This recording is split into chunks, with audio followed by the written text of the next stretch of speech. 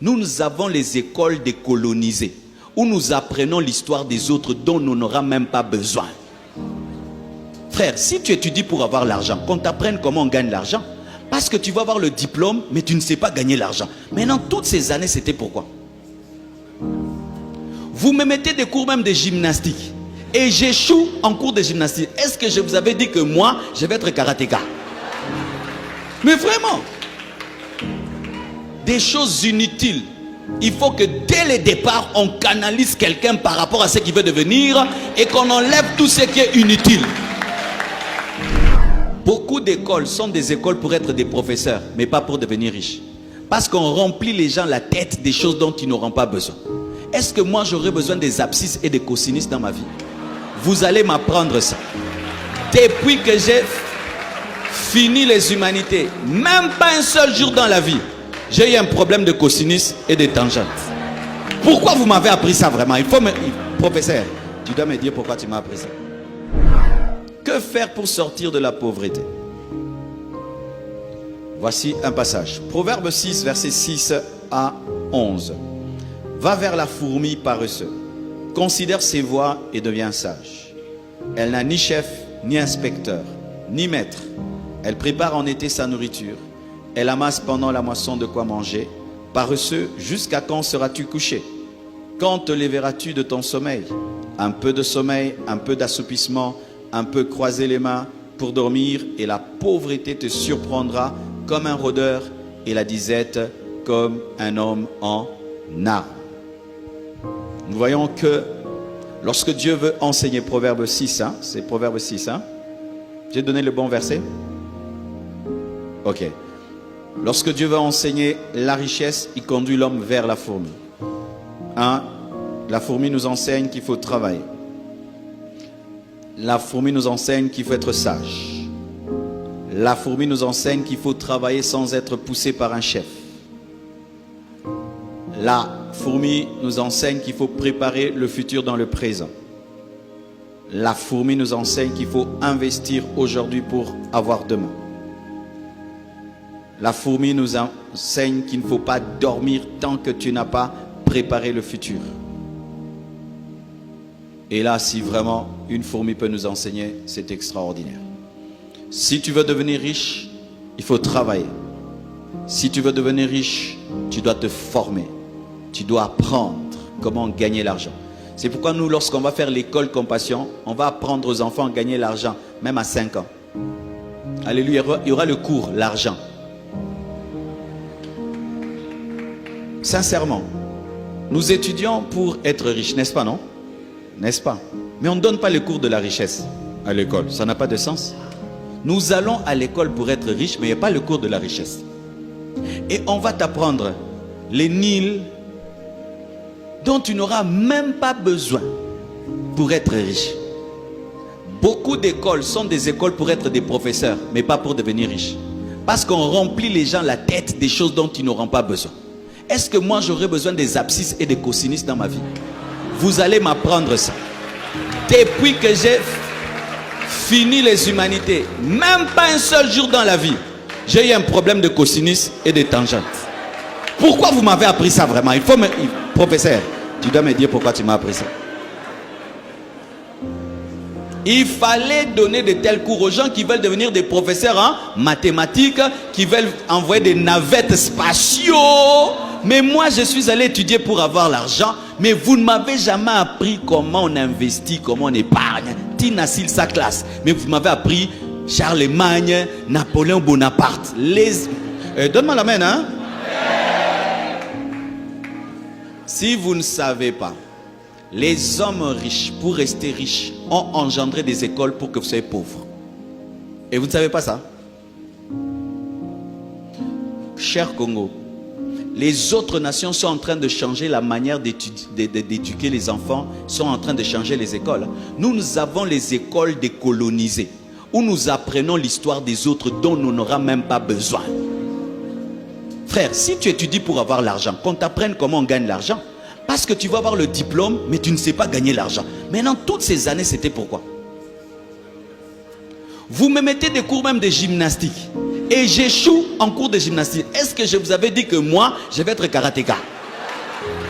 Mais vraiment, des choses inutiles. Il faut que dès le départ, on canalise quelqu'un par rapport à ce qu'il veut devenir et qu'on enlève tout ce qui est inutile. Ce que je suis en train de dire ailleurs, on appelle ça Montessori. Ça existe déjà. Hein? Allez sur internet, tapez ça. Il y a des écoles où il n'y a plus de premier de la classe ni dernier de la classe. Vous savez ça? Parce que ce n'est pas parce que tu es premier de la classe que tu es intelligent. Des fois seulement tu as la capacité de répéter comme un perroquet ce que le professeur a dit. Et toi-même tu ne comprends rien dedans. La preuve c'est que certains premiers de la classe, après même être premier de la classe, il n'a rien retenu. Il a seulement gobé et puis il a écrit. C'est pourquoi, chers parents, à la maison, tu dois équilibrer ce qu'on donne à tes enfants.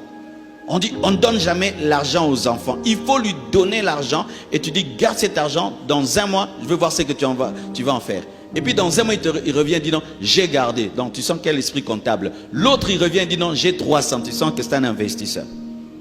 Mais certains devaient être des professeurs. C'est dit, toi, tu dois connaître toute la géographie, toute l'histoire. Tu dois tout connaître parce que toi, tu vas donner cours. Mais moi, je n'ai pas la passion de donner cours. Moi, je vais être un grand homme d'affaires. Mais apprenez-moi comment je vais gagner l'argent précisément aussi au Congo. Ne me donne pas un cours de quelqu'un qui va vivre aux États-Unis alors que je n'ai pas le projet d'y aller.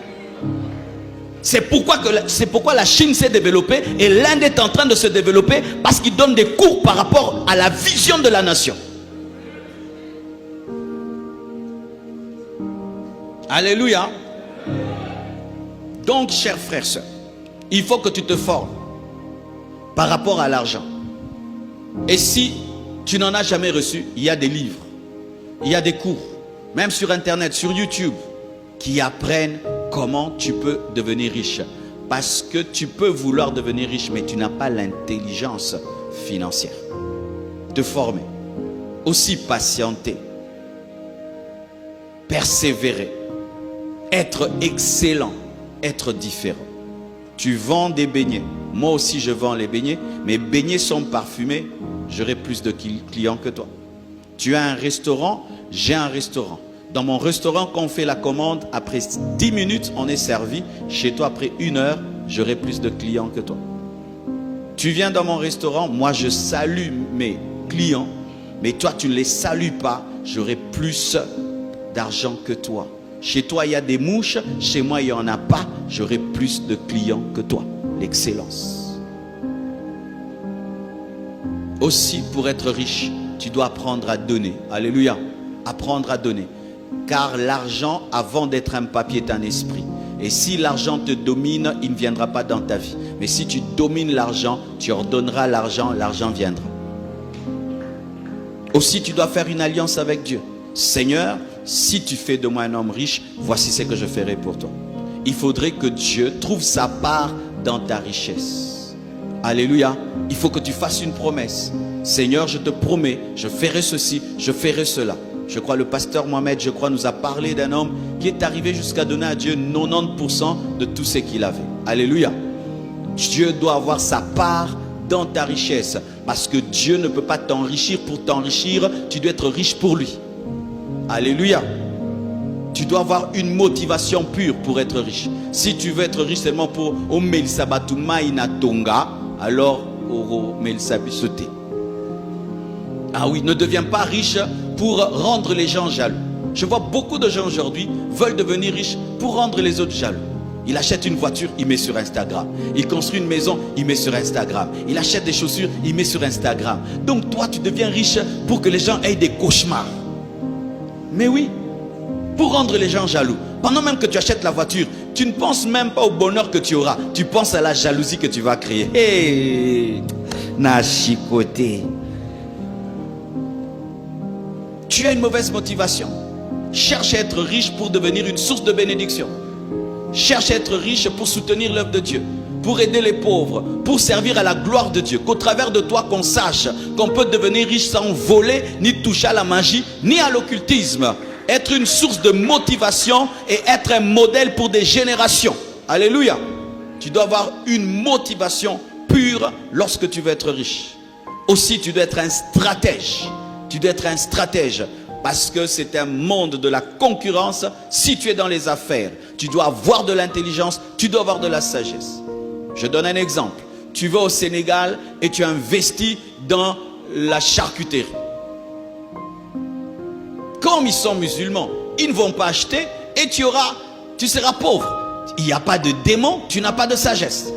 Alléluia. Tu vas dans un endroit, leur culture, ils ne portent pas des chaussures, ils aiment porter des babouches, et puis tu emmènes là-bas des chaussures, et ben ça va échouer. Pas parce que tu es maudit, mais parce que tu n'as pas étudié ton terrain et ton marché. Alléluia. Tu vas dans un endroit, la population est très pauvre, tu vends des choses très chères, tu vas échouer. C'est comme ça aujourd'hui, la Chine est en train de prendre le marché parce qu'ils sont capables de vendre des choses moins chères. Et les Américains produisent des choses de bonne qualité, mais c'est trop cher et ce n'est pas tout le monde qui peut acheter une Hammer, ce n'est pas tout le monde qui peut acheter de Dodge, mais tout le monde peut acheter une Toyota. Alléluia. C'est comme ça que les Japonais aujourd'hui sont en train de prendre le marché. Quand même tu vas aux États-Unis, tu trouves qu'il y a maintenant beaucoup de voitures japonaises plus que les voitures américaines. Ils ont étudié le monde et se sont rendus compte qu'il n'y a pas beaucoup de riches. Est-ce que tu étudies le marché? Tu veux prospérer au Congo? Étudie le marché. Les Chinois aujourd'hui sont en train de se développer. Pourquoi? Parce qu'ils étudient. Et ils ont une capacité de s'adapter partout. Ils sont venus construire ici. Et ils logent des fois dans le temple, ils logent des fois en face. Les conditions ne sont pas terribles. Mais si j'avais pris des Américains, j'allais les loger à l'hôtel du fleuve. Ainsi, leur capacité de s'adapter à toute situation leur donne les marchés que les Américains ne peuvent pas avoir. C'est comme ça que la Chine est en train de gagner. Parce qu'ils ont une stratégie d'adaptation. Tu veux être riche. Au Congo, est-ce que tu as étudié le Congo? Quel est le marché qui marche? Tu ne sais pas. Qu'est-ce qui ne marche pas? Tu ne sais pas. Quel est le besoin du Congolais moyen? Tu ne sais pas. Tu dois avoir la sagesse. Tu dois avoir un bureau d'études. Toi-même, tu étudies. Parce qu'en soi, on devient riche. Pourquoi? C'est lorsque tu deviens la solution aux besoins des autres. Pourquoi le pain est célèbre? C'est parce que le pain résout beaucoup de problèmes. Alléluia. Je peux le manger avec la viande, je peux le manger avec du beurre, je peux le manger sans rien, je peux le manger au déjeuner, je peux le manger au dîner, je peux le manger au souper. C'est pourquoi le pain est célèbre, parce qu'il résout beaucoup de problèmes. Aussi, tu dois découvrir le lieu de ta richesse.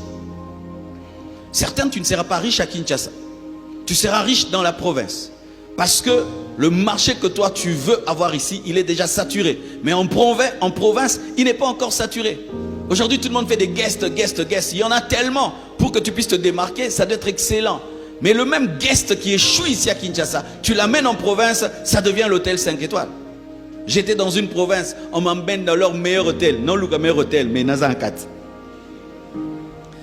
Quand tu veux te laver, tu dois téléphoner. Mayamoto. Et puis on t'amène un seau. Quand on te donne le shawarma, c'est le plat le plus terrible. Tu amènes ce que tu fais ici. Ici, c'est moyen. Là-bas, ce serait extraordinaire. Le problème, c'est que les Kinois, ils aiment tellement Kinshasa qu'ils meurent pauvres à Kinshasa. Banakin, alléluia. Banakin, alléluia. Dégagez d'ici, à la Mwanda. Dégagez d'ici, à la Chikapa, à Bwende. Dégagez d'ici. Tu es pauvre dans la capitale. Kinois, mais pauvre. Mais en province, la connaissance que tu as, là-bas tu seras un leader. Ici, tu es dilué parce qu'il y a beaucoup de gens comme toi et plus que toi. Vous êtes très attachés. Le jour que je suis allé à Kolwezi pour la première fois, j'ai rencontré un homme de Dieu. Waouh! Il fait un travail extraordinaire. J'ai dit, tu sais que tu dépasses même nous les Kinois qui sont là-bas. Il a une église, il a construit, il a des affaires, il a un guest. J'ai dit, mais waouh! Tu es à Kolwezi. Et ce n'était pas quand le Kolwezi est devenu Kolwezi. Avant même qu'il y ait le boom. Mais là-bas, il vivait mieux qu'un Kinois. Tu sais qu'il y a des gens qui sont à Goma qui vivent mieux que toi. Il y a des gens qui sont à Bukavu qui vivent mieux que toi. Je ne veux pas te parler de l'Europe. Il y a des gens qui sont dans les provinces qui vivent mieux que toi. À Matadi, à Boma, mieux que toi. Va à Mwanda. Comme là, on va aller à Mwanda. Viens seulement en voyage missionnaire, mais tu as la terrain. Mais oui, À Mwanda, tu peux acheter une parcelle à $1000. À Mwanda, à $1000, tu achètes une parcelle. C'est que tu utilises pour acheter un téléphone. Tu peux avoir une parcelle à Mwanda. Qui va aller à Mwanda? Mais oui. Ah. Les maisons ne coûtent pas cher là-bas. C'est que tu dépenses ici $500. Là-bas, tu as $500 par mois. Mais c'est extraordinaire. Au Burundi, d'où je viens. Waouh! Un étudiant qui a $100 à la fin du mois. Mais c'est extraordinaire. Il est chef là-bas. $100 à la fin du mois au Burundi. Un étudiant. Mais il est chef. Mais tu vois, tu dépenses tous les jours $100. Tu veux seulement aller en Europe. Va au Burundi. Si tu gagnes l'argent ici et tu le dépenses au Burundi, c'est extraordinaire. L'intelligence, la sagesse. Ton problème, c'est que tu veux être riche, mais tu n'es pas au lieu où tu dois être riche. C'est seulement à Golgotha que Jésus-Christ doit mourir. Alléluia. Certains, vous n'êtes pas seulement à l'endroit, vous n'êtes pas au lieu.